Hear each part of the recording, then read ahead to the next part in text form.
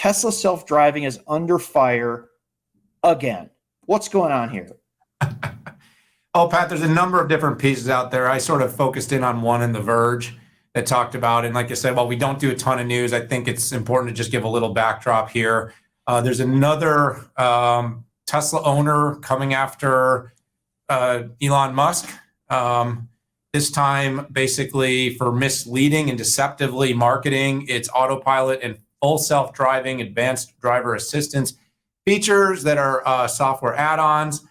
This is a individual plaintiff, gentleman, I believe a gentleman named Briggs Matsko. And by the way, there's another class action going on as well. So there's an individual and a class action.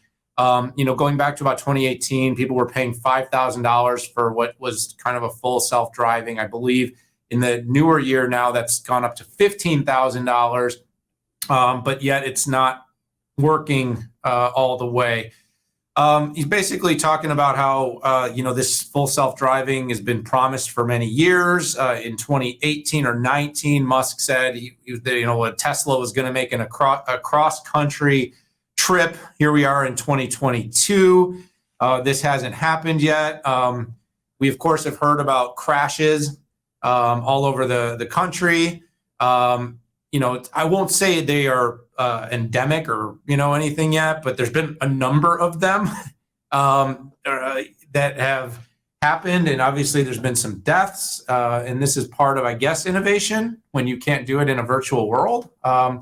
But that's a big problem. So the company is basically it's been facing scrutiny for this for some time. Pat, we had a really interesting discussion with Luminar CEO Austin Russell, who has also brought attention to how the computer vision only approach that is being used by Tesla isn't meeting the needs. And, I know Tesla got real upset about some of the demos. You talked about another gentleman, I can't remember his name, that came out just a few weeks ago and also full head-on assault on Musk between having to buy Twitter and no longer wanting it, his full self-driving under fire, and now this lawsuit plus the I think California has another lawsuit, right? That's the one is it California, Pat? And I don't want to 100% here. Musk is kind of like a constant, he's like a fireball in the media right now.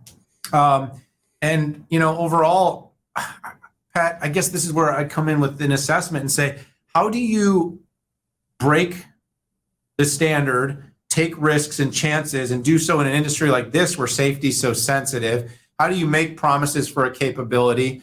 But obviously, we know now that capability is not quite as capable as it's been promised. We've got a whole world kind of with their eyes on Musk, and we have a pretty significant amount of data now that says what's being promised isn't really what's in the market. And at the same time, I like Elon Musk. So this is not like I like that he's bold. I like that he's ambitious. I like that he stands up to things. But Pat, I think he might be in a little bit of trouble here.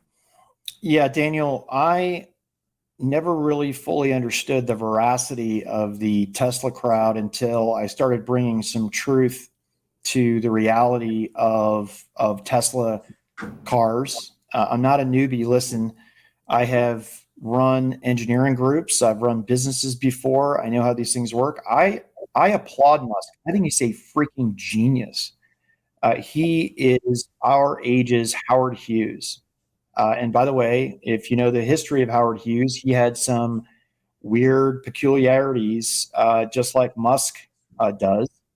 And I think there are certain brains and types of brains that enable this. But, let's get to the reality. I mean, the National Highway Transportation Safety Association brought out numbers of Tesla crashes in the U.S. where ADAS was enabled, right? And in July, there were 51 crashes where ADAS was enabled at the time, and airbags were deployed 46 times out of the 51. So that means all these crashes were big, okay?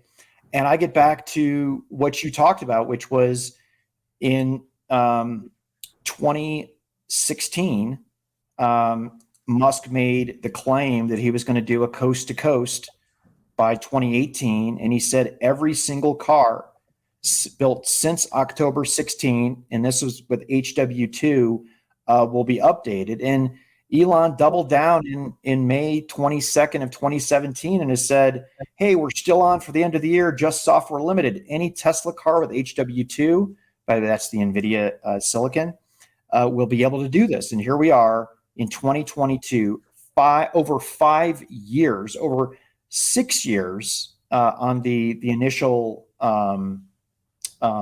claim, and we're not here yet. So I believe one of the biggest mistakes that Musk made and Tesla made was getting rid of radar and never adopting LiDAR. And, you know, at the time, LiDAR was this massive puck, right? And you can look at some of the Google cars that are going around as robotaxis. They're huge, right? That's how you know there's LiDAR. But companies,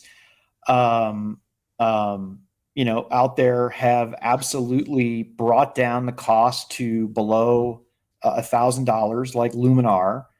You have other companies doing silicon, like On Semiconductor, for the automotive. You have Intel bringing down the cost of LiDAR. And I think that Musk really needs to reassess. I don't believe that he has the on-chip hardware enough oomph to make it happen. Do I have the exact figures on that? No. Does Musk keep improving the software? Yes. Are there still big issues with it for FSD?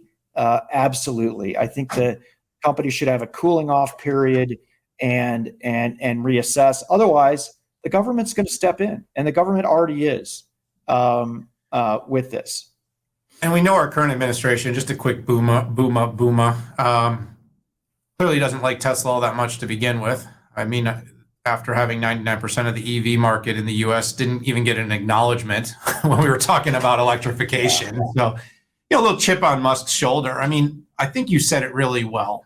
He's got an opportunity to adopt second and third layer technologies that would provide a much more precise full self-driving capability.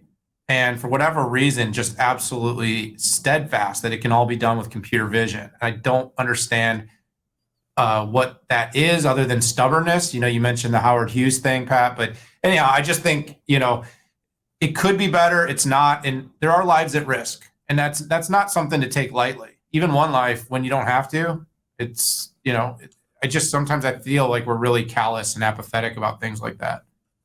Yeah, and just to circle back, I mean, ADAS is safer than a human. I realize that, but that's ADAS. When you do FSD, it's a completely different ballgame.